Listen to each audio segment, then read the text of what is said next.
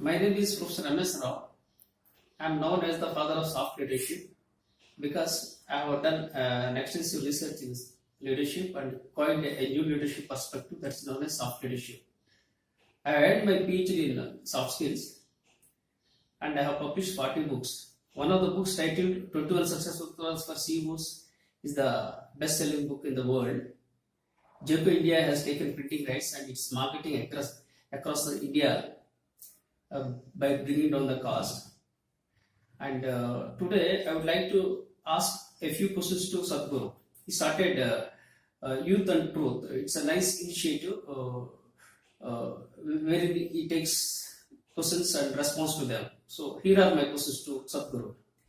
My first question is, in India, politicians are and people are emerging as leaders by exploiting caste, community, creed, religion and region.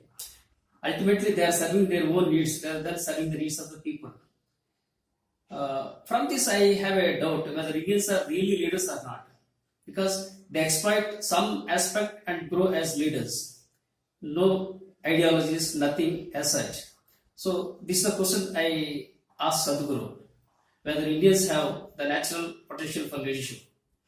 My second question is on gender equality. Because I advocate gender equality globally, I have taken a commitment for he for she, which is an initiative by United Nations. Indian women suffer from cradle to grave. For instance, parents control girls until their marriage. After marriage, they are controlled by husbands. In old age, they are controlled by their children. That means they suffer from cradle to grave.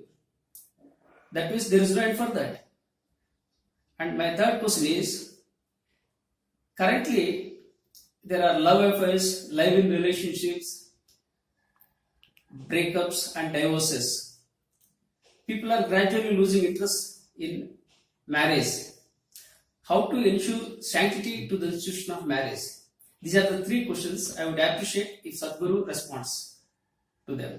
Thank you very much.